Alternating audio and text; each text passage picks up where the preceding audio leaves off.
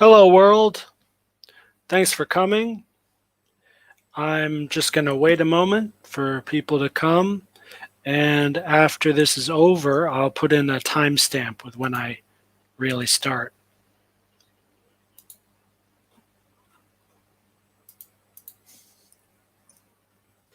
Also going to get ready. I got my stopwatch here. I'm literally going to time how fast it is to debunk this just vicious, dark spell that's been cast on humanity, which is the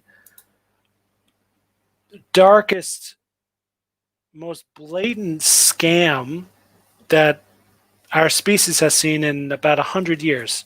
World War I is the only thing that compares with this. And this is, I think, worse than World War I in terms of, I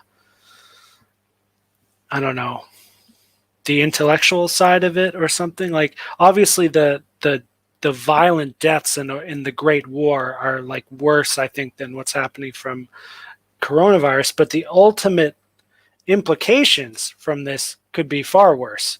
And they did it without having to fire any bullets, which is, of course, excellent warfare, according to The Art of War by Sun Tzu, who I've been reading again. Still waiting for Mr. J.A.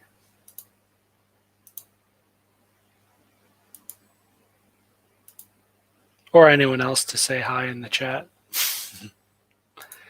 Okay, I need to open up Google.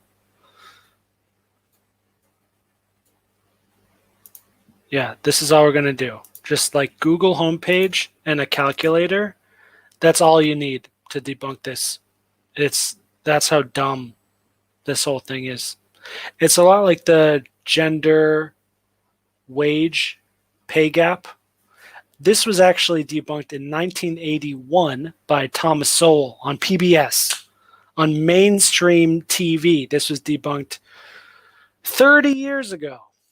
Wait, 40. Sorry, 40 years ago.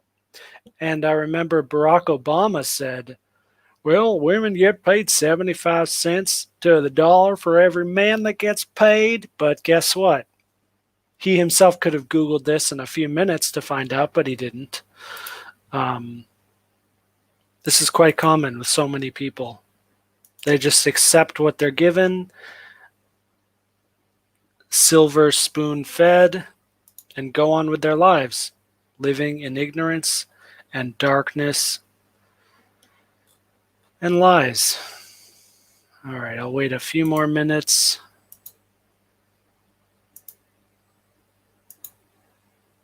Okay. Now let's get to it. All right, so some first...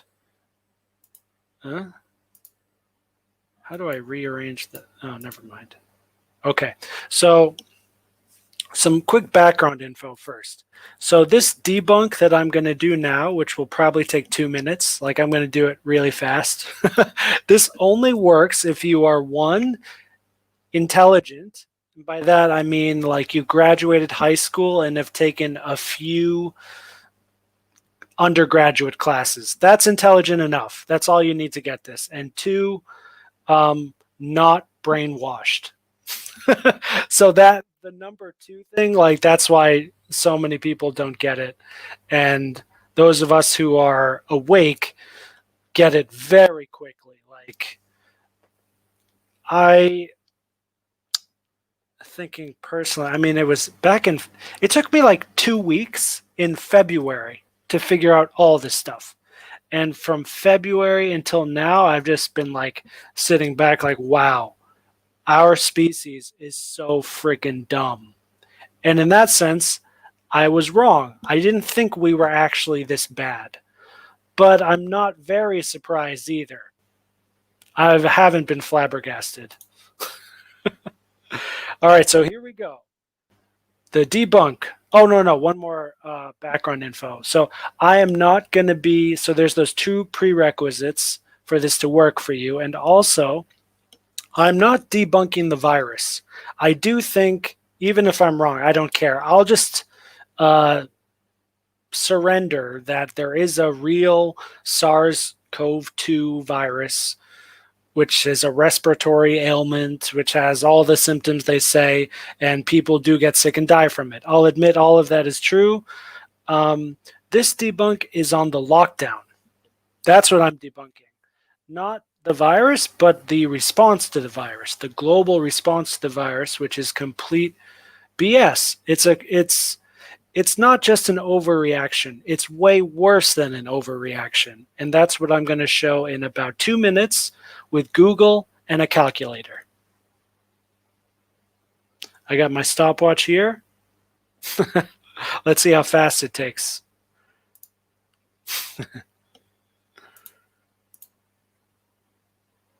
Okay. Starting in 3, 2, 1, go. All right, go to google.com, type in COVID cases. Bam, it's right there. Get out your calculator. Now we're going to take the deaths, 777,000, divided by the confirmed cases, 22 million. That's 0.035 or 3.5%. Now 100 minus 3.5, 96.5%. That is the survival rate for in the world for everyone who got this SARS-CoV-2, SARS coronavirus 2, and survived. 96.5%. Done. That's it. Less than a minute. Less than a minute. That's all it takes. Now, once again, let me remind you, for this to affect you, you have to be intelligent enough and not brainwashed enough. For many people, they'd say, "Oh no, but there's many other things that are da da da da da." Okay, look.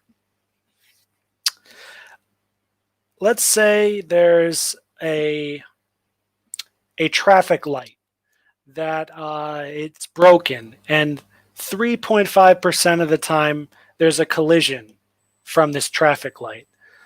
What do? Do you shut down every road in the town? No. You maybe hire a guy to maybe get around to fixing that traffic light in a few weeks. Like, that is the just and proportionate response. As many of you know, I am an ethicist, a moralist. I do ethics, and this is all it is. It's ratios. That's what ethics and justice is. You just find the ratio.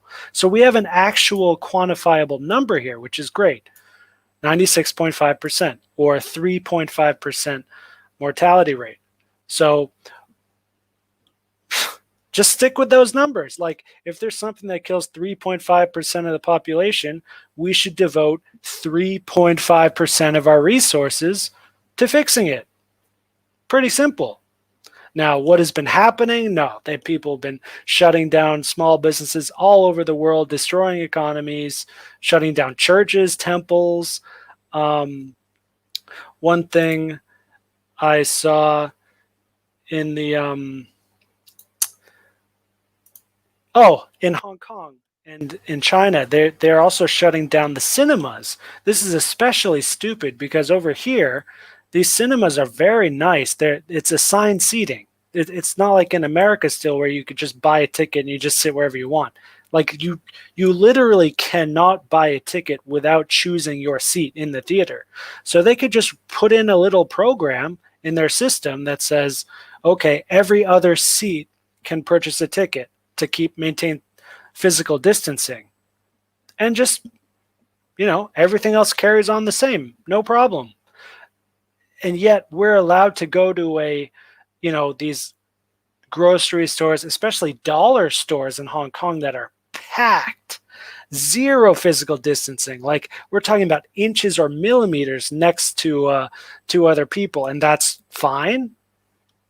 Oh, well, it's an essential service. Yeah, it's an essential service, but if this virus was was there's no logic there. You all know that. Thank you, JA, for saying that, yes, the world did not do this big lockdown response for tuberculosis, which has already killed double the amount of people, 1.5 million, and that was last year before. In Ebola, H1N1, there was no response like this. Yeah, so that's my whole point, is it's a complete overreaction. Now we're going to crunch numbers a little bit more. This one's really fun. I'm going to take 777,000 divided by the global population, and it's really funny I'm doing this at this time, because we have 3 sevens and then 2 more sevens. The global population, last time I Googled it, 7.7 billion.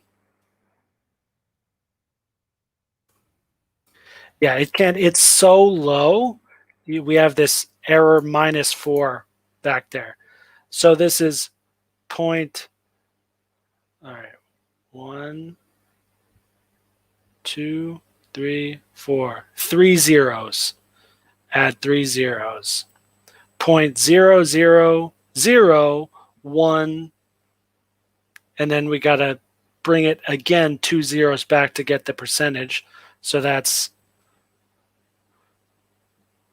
0.01% death rate. Or in other words, 99.990% survival rate. It's absolutely nothing. Here's a little funny thing. Let's see what else people die from. Global traffic deaths per year. 1.35 million people. So that's about double how many have already died from SARS number 2, and we are in August. This started early February, well, technically December of last year. And the global numbers actually include China in those first cases. So let's just say January 1 until August. That's 8 months and 777 million people. So it's already less. It's already less than the traffic deaths per year in the world. That's just traffic deaths. And many of those are preventable.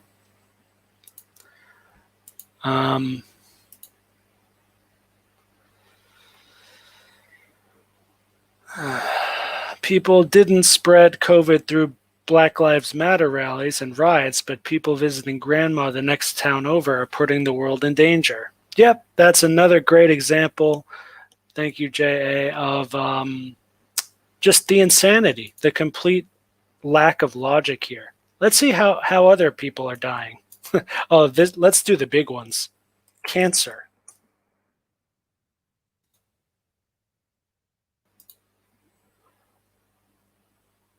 9.5 million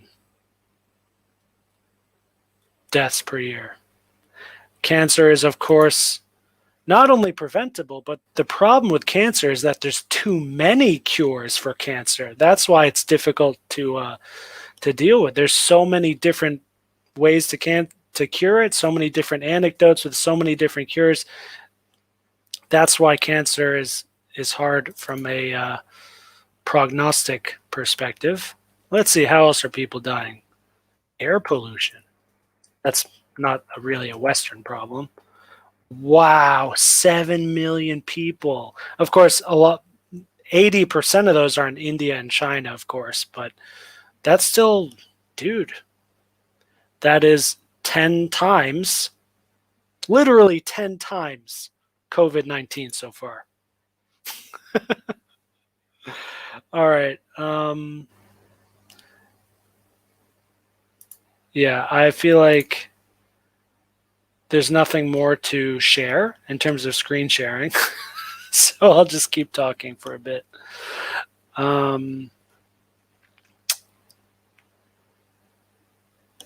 Yeah, so the main point is we have according to the numbers, which even those are very much up to debate and questionable, I think it's even less serious than the numbers say that it is.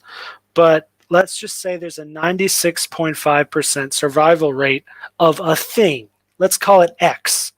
There is a thing in the world called X, which kills 3.5% of the people.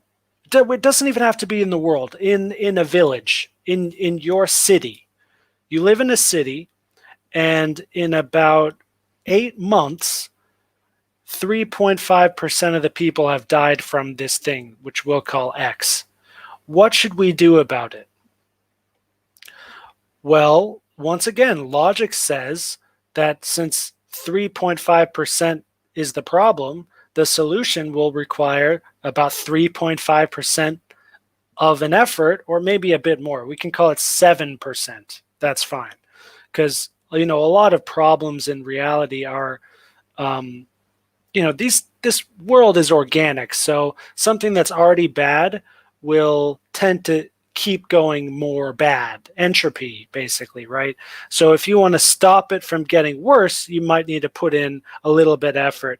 And then to reverse it the other way, to eradicate the problem, even more effort. So let's say double it. We'll say out of the GDP of the city, if there's something that kills 3.5% of the people in 3/4 of the year, we can put in 7% of our GDP to solve that problem. Or, there's many ways to do the math here. It's like 7% is, you could also see as what we need to change in our daily life to fix the problem. So like physical distancing, wearing masks. Like if on a normal day, this is not true in Japan, but in most of the world, on a normal day, a normal citizen will never wear a surgical mask, 0% of the time. And if for something like this, if everyone wore a mask, assuming that even worked, which it doesn't, but assuming you have to do something, let's put them all together. Sanitizing, wearing the mask, physical distancing. If you do all of those 7% more than what you normally would, that would be enough. That would be just. Even if that's just enough to do it. And then you just wait and see what happens, and you do that dispassionately and without freaking out. And as time goes on, you get more results, and you can keep tweaking the things to make it better. So the reason why this is so obvious now, and it's so like disturbing that the world is still so messed up about this, is like, we're in August. Like, I could understand how in the first month or 2 months we didn't have enough data, and we just say, oh well, we better, better safe than sorry, we better lock down everything. Hey, no smoking. There's a sign on my door here, my guest house. Now my focus is a bit off. Oh, how can I? Oh, there's a camera. Still not really focused.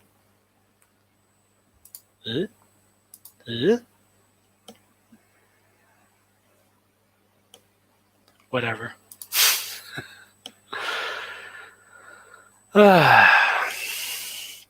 London is more polluted than Bangkok. Really?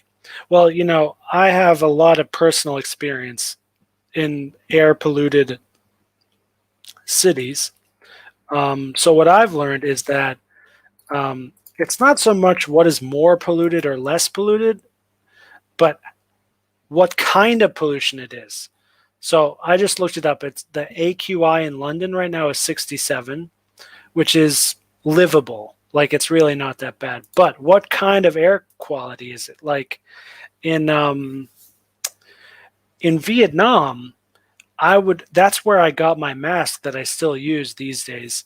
And it was good to get that mask, this little simple cloth mask, because a bus will drive by you and spew black smoke into your face. It was very localized pollution. So if you just go drive down another road, or if you go 10 miles out of where you are, then the air is clean. But in Chengdu and other big Chinese cities with this massive manufacturing factories, the air pollution is so thoroughly, efficiently dispersed through the entire region, many, many, many, many square miles, that even when you wear a mask, it does absolutely nothing. You have to either wear a really, really good mask, or just, reduce your time outside, have an air filter in your home, stay mostly in home. That's what I would try to do. That's what I do anyway.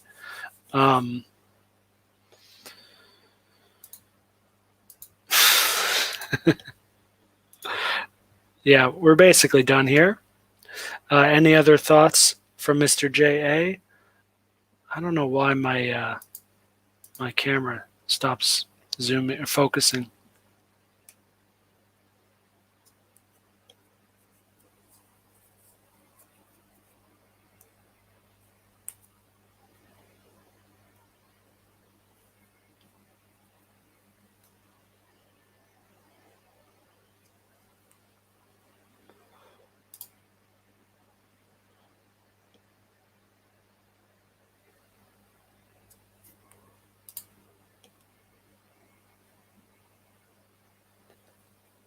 Still a little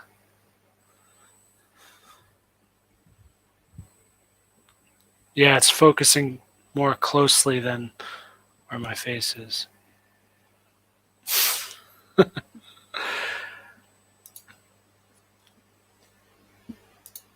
Yeah, it's really hard for me to talk about this stuff because I'm so above and beyond it all that I don't know my audience well enough to know what you guys are looking for, or um,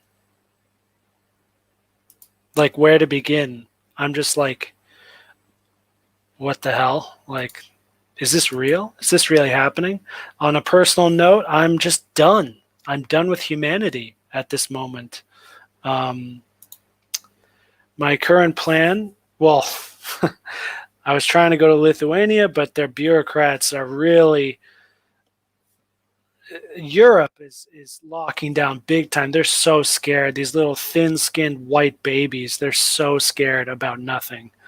And I assume it has something to do with money, like the WHO and Bill Gates and these big companies and stuff are probably giving them money to go on lockdown. Actually, they're probably getting financial benefits for that. I'm assuming that's the main reason, because otherwise, oh my God, they're just outside of Eastern Europe, man. They suck. They're just sucky people, I think. They have a great tradition. These are my ancestors I'm talking about. I don't mean any disrespect, but like, compared to the Asians, man, they're going to deserve what's coming. The Muslims taking over Western Europe. It's been happening for decades. It'll take just 2 generations, and then the demographics will switch, and the Europe will be dead, except for Eastern Europe. Eastern Europe is the only one fighting back. I am going to probably go back to America in a couple weeks. I can stay to the end of September in Hong Kong, but Hong Kong sucks, man. Everything's closed here. There's nothing to do, really. And I don't even want to do stuff. Like, the whole world just sucks so much now. I might as well go home and maybe try to help my family a bit, because they're definitely suffering way more than I am. But actually, I'm trying to go to Taiwan, and I'm applying to jobs there. Get back to my cute Chinese babies. So that's all for today. How to debunk the lockdown hoax in 1 minute. not 3 minutes, excuse me, 50 seconds with google.com and a calculator. That's all it requires.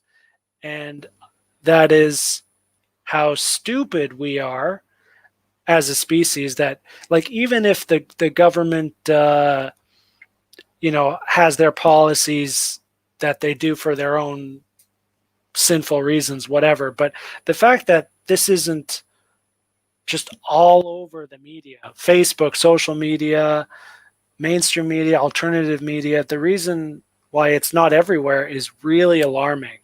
I think to me it really shows how stupid we are as a people. I don't think this is something you can blame on government or media or anything really. I think 2020 has been the year to illuminate the real darkness, the real sin, the real lack of ethos that's been present actually for so long, but like so many people couldn't see it, and now for those of us who want to see it, which is a very rare few, now we can. And it's not surprising at all to me, but hopefully I can make it more revealing by doing these live streams. And as for me personally, like I'm done. Like the idea of helping humanity now is just done. That's no longer a thing on my radar for my life. Like I don't care. And I'm starting to see most people around me, Hong Kong, and also this would happen in America, anywhere else I would go. I'm starting to see people as subhuman, actually. I'm not actually seeing them as people anymore. Like I used to say sheeple and zombies and use those sorts of words as like a joke and like a useful descriptor, but it's now like very real. And it's like it's a part of my perception. It's not something I think about. It's literally like a stimulus, and I just like instantly respond to it like it's real, because it is. And it's dangerous. Because animals / subhumans need to be disciplined. And guess what? I'm actually good at this stuff. And but if I mess it up, I can get in big doo-doo. So I'm trying to stay in a place where people will just leave me the hell alone for maybe until whatever this is cools down, which is never going to happen. Even when it cools down, people are going to go back to being idiots. So I will work on my craft, teaching, coaching, making videos, content. I'm going to try and do it for my true fans, the few of you who are out there, but everything else I don't give a shit about, straight up. That's it. Like, I have my faith, I have my work. That's it. Everything else is completely like, just don't care. Just doesn't matter. So, like, maybe, I haven't been to Africa. Maybe I'll go to Africa. Like I would if there wasn't travel restrictions. I might just go to some random place and do what I'm doing now in just some random place, just because it doesn't matter. And I might as well go somewhere where it smells different. But I think God is telling me I need to be more serious about teaching, and I could potentially get a really excellent job in Taiwan, and they'll actually reimburse my flight. It's so dumb. I have to go. I'm in Hong Kong. The flight from Hong Kong to Taiwan is like 1 hour. It's really close. And they want me to go from Hong Kong back to America, one of the most infested COVID countries in the world, get my work visa there, and then go all the way back to Taiwan, one of the safest countries in the world from coronavirus. And that's just totally fine. Oh, no, because even they know, not everyone, but I think most people in the government know that it's mostly a hoax. It's maybe a real virus, but the the actions that are being taken by government is economic and military in nature. It's just warfare. This is modern warfare, information warfare, culture warfare, economic warfare. That's what's happening. And I predict that November everything will change. People, the demons are really pissed off with Trump, and they're going to do whatever they can to get him out of there. They won't. And then, but it's the same thing in our own individual life. Like with some sins we do in our own life, we might think, yeah, I can get away with this for a while, but deep down you know you can't. And then it crescendos until there's a moment when you know for sure that whatever happened. Like, you go to the doctor and you get an X-ray report and it's like, yeah, like you have diabetes. So all that overeating and sugar eating that you thought you could get away with, it's like now you have a verifiable thing saying you fucked up. So that's what they need in November. That's what the demons will need. They'll need like a really explicit verification of how wrong and stupid they are, and then they'll go, oh yeah, I mean, I guess we can't keep overplaying our card here because then we'll keep losing even more, and things I think will cool down after that, after the votes are in. George Soros said recently that the fate of the whole world depends on the 2020 election in America. That's a real quote recently I saw. And imagine a debate between Trump and Biden. Oh man, great entertainment, top quality entertainment. That a debate like that would go on for free, and they wouldn't even charge me to watch that kind of comedy. Wow, what a boon! What an incredible gift. So on that note, I bid you all adieu, and I hope this was good for you. If you want to see more of these streams, you can say so. If you want me to talk about something else or in a different way, you please tell me so. And that's it. You go, okay, yeah. Bye-bye now. 再见。